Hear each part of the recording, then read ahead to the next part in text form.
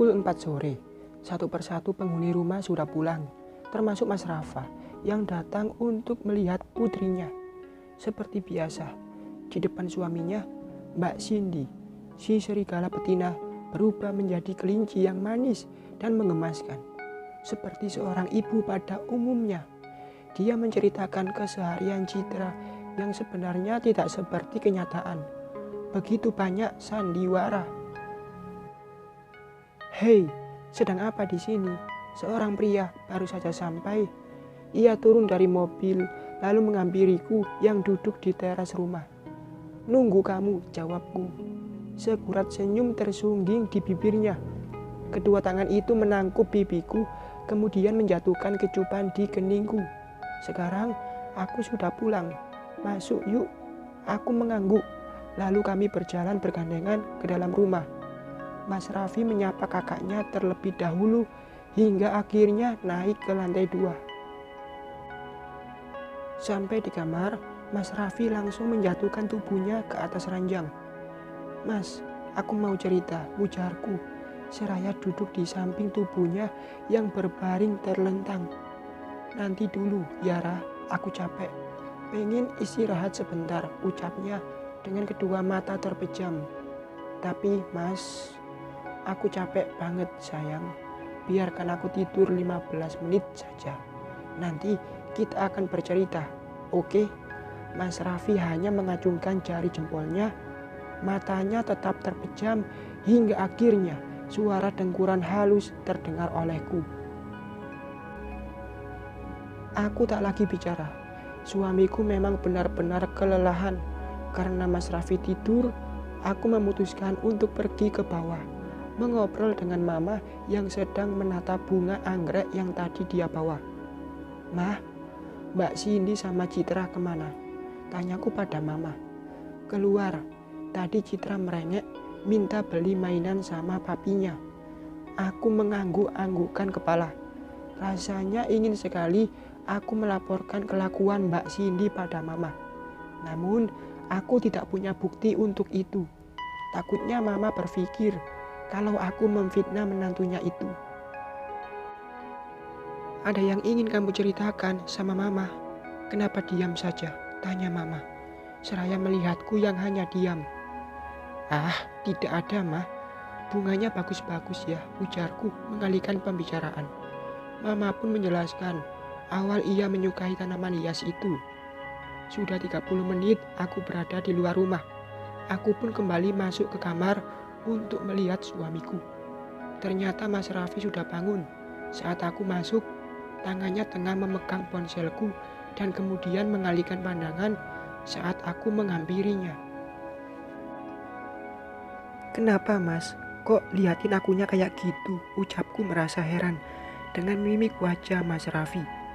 "Apa-apaan ini?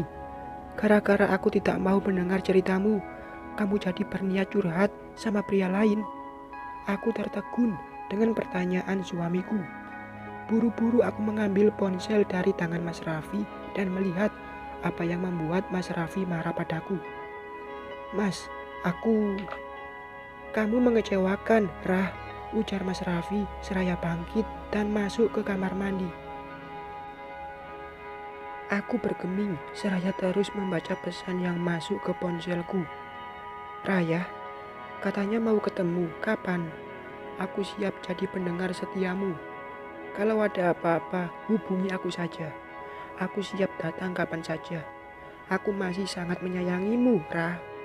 Aku mengusap wajah dengan kasar saat membaca pesan yang masuk ke ponselku. Yang membuatku heran ialah kontak itu bernama Arga. Sedangkan aku tidak menyimpan nomor dari pria itu. Suami mana yang tidak akan marah jika ada pria lain yang mengirimkan pesan seperti itu kepada istrinya? Itu pun yang dialami Mas Raffi sekarang ini. Dia pasti tengah menahan amarah hingga menghindariku dengan pergi ke kamar mandi. "Ini tidak mungkin, Arga. Aku tidak pernah menyimpan nomor dia lagi," ujarku seraya terus memperhatikan kontak itu. "Sudah berkirim pesannya. Aku mengangkat kepala melihat pada Mas Raffi yang baru saja keluar dari kamar mandi. Mas, aku tidak pernah berkirim pesan dengan orang ini. Aku juga tidak menyimpan nomor Arga. Kalau tidak kamu simpan, nama itu tidak akan ada di daftar kontak kamu, Rah. Sepertinya kamu tidak sungguh-sungguh melupakan dia, ujarnya tanpa ekspresi. Mas, aku berdiri menghampiri Mas Raffi yang bersikap dada dengan wajah datarnya. Namun dia menghindar.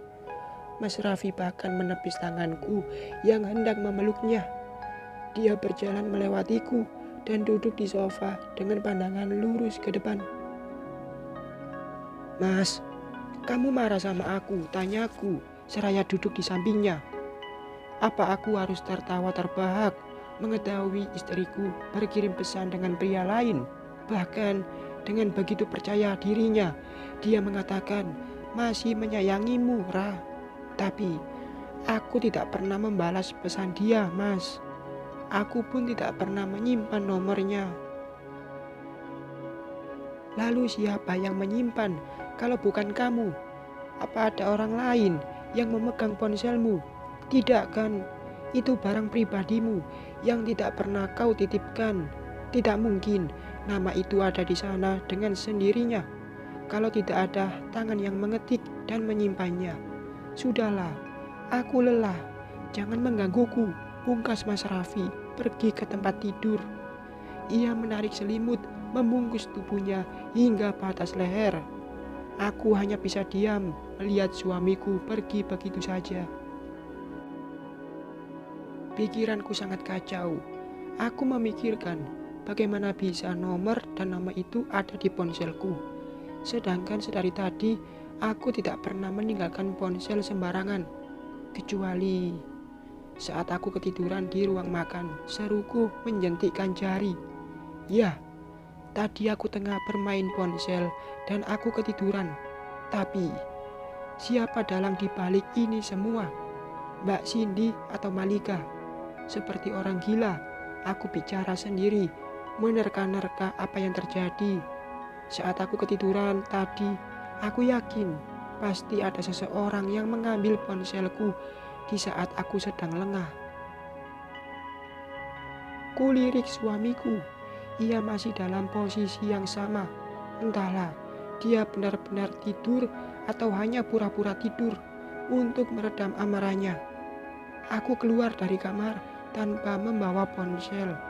Aku pergi ke dapur untuk menemui Bi Marni. Siapa tahu dia tahu siapa yang tadi siang memegang barang pribadiku. Bi, sibuk gak? Tanyaku pada wanita yang tengah memasak itu. Ah, gini aja Bibi mah. Dibilang sibuk enggak, dibilang santai juga enggak, jawabnya seraya menuangkan bumbu ke dalam sup ayam. Aku membantu Bibi menata piring serta sendok di meja makan.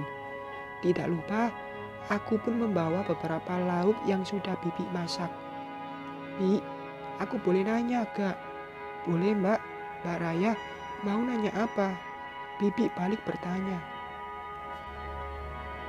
Tadi siang, waktu aku ketiduran di sini, Bibi lihat gak siapa yang datang ke sini? Bi Marni yang hendak menuangkan air minum ke dalam gelas berhenti sejenak dengan pandangan mengarah padaku. Bibi tidak tahu Mbak, kan waktu siang tadi Bibi lagi ngecuci pakaian di belakang, ujar Bibi. Aku manggut-manggut, tanda mengerti.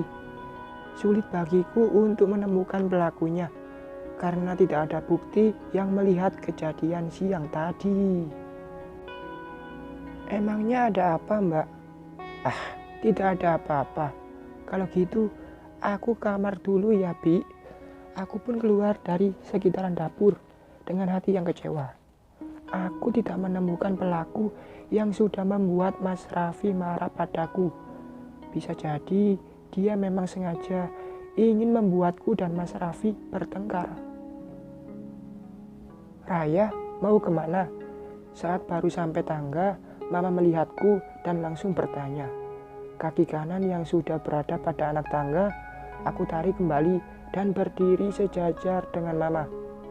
mau ke kamar, Ma. Makan dulu yuk. Raffi, mana?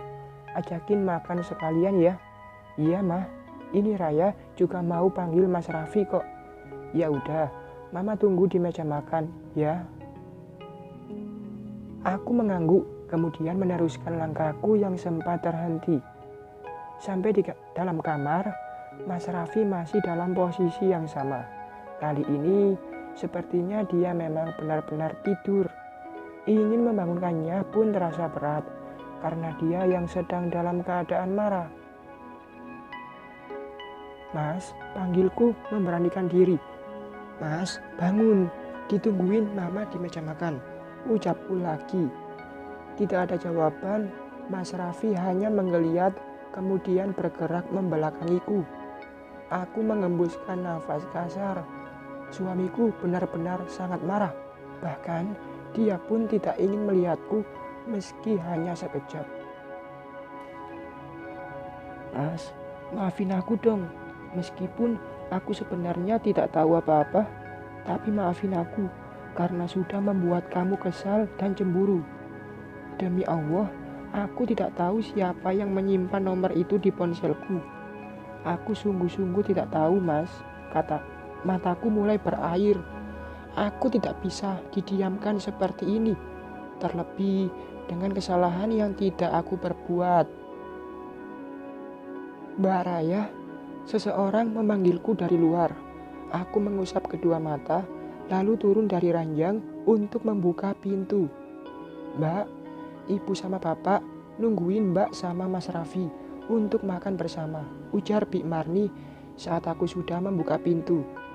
Iya, Bi. Aku turun sekarang. Aku menutup pintu setelah asisten rumah tangga itu menjauh dari kamarku. Kembali aku menghampiri Mas Raffi, mengusap pipinya untuk membangunkan dia. Aku pun mengecup keningnya agar dia tahu jika aku tersiksa dengan kediamannya. Mas, ditungguin Mama di bawah. Ayo turun, ucapku mengguncang pelan tangannya. Aku tidak lapar, kamu saja yang makan. Hatiku senang saat Mas Raffi mulai membuka suara, tapi kembali merenggut saat dia kembali diam dengan menutup seluruh tubuhnya dengan selimut. Meski tanpa Mas Raffi, aku memutuskan untuk turun menemui Mama. Takutnya Mama pun tidak makan dan malah terus menunggu aku dan Mas Raffi. Dan benar saja, saat aku sampai di meja makan, piring Mama masih kosong. Ia benar-benar menunggu aku dan putra bungsunya. Loh, mana Raffi, Ra? Tanya Mama. Mas Raffi tidur, Ma. Dia sangat kelelahan. Ini, Raya mau ambilkan makan untuk dia. Raya makan di atas, gak apa-apa kan, Ma? Semua orang melihat padaku, tak terkecuali Mbak Cindy yang menyunggingkan senyum mengejek. Aku yakin jika dia dalang di balik nomor itu. Gak apa-apa sih kalau mau makan di atas. Tapi Raffi sakit enggak? Takutnya dia sakit tapi gak bilang, ujar Mama dengan wajah khawatirnya. Enggak, Ma, katanya hanya ngantuk saja. Ya udah, Raya makan di atas saja sama Raffi. Nih, ambil yang banyak ya. Mama mengambilkan nasi lengkap dengan lauk pauknya. Setelah Mama selesai menata makanan, aku pun membawanya ke kamarku. Mas Raffi sudah bangun.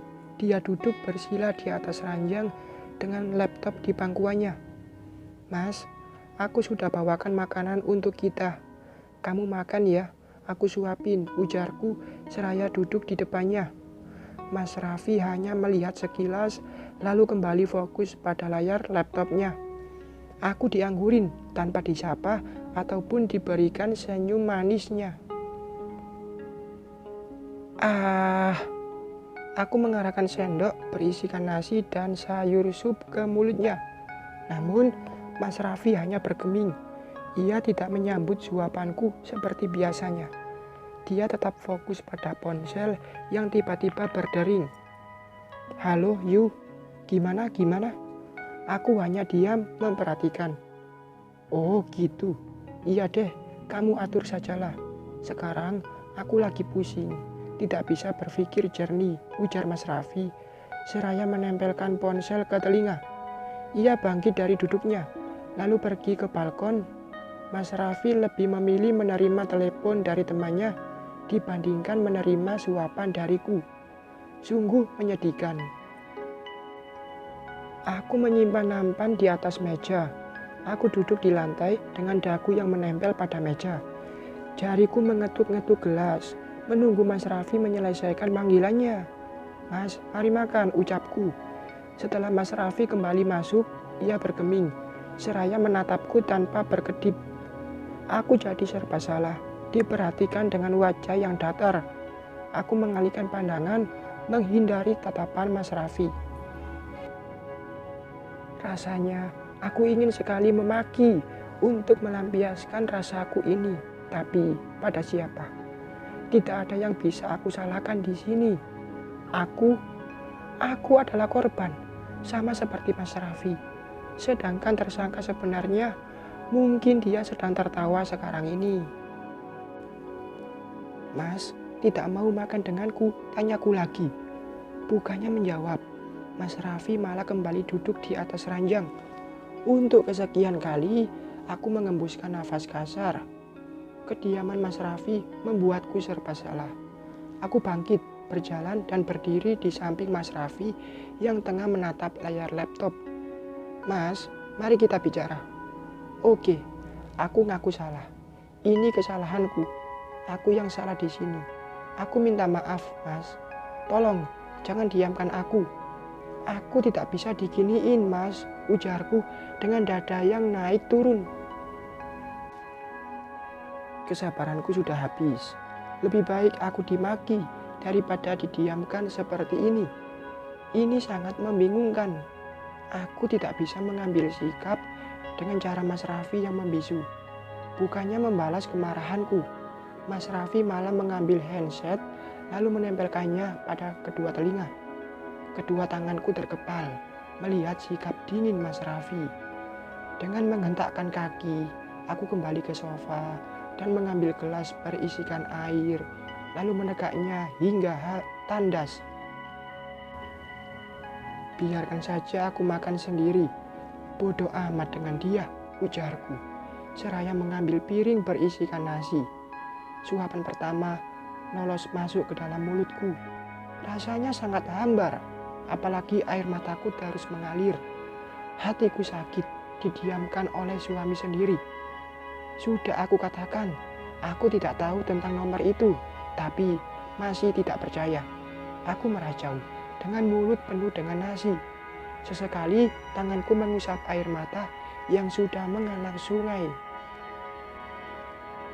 Saat akan menyuapkan suapan kedua, tiba-tiba saja piring dan sendok di tanganku diambil Mas Raffi. Dia duduk di sampingku, lalu menyuapiku makan.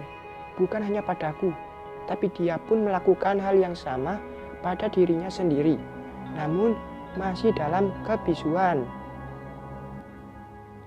Mas, sudah tidak marah padaku. Tidak ada jawaban, tapi tangannya cekatan menyuapiku. Tangan kirinya mengusap pipiku yang basah, tapi masih tanpa suara. Aku tidak ingin lagi bertanya, hanya menatap wajahnya yang masih tanpa ekspresi. Bicaralah, Mas. Diammu membunuhku. Bersambung.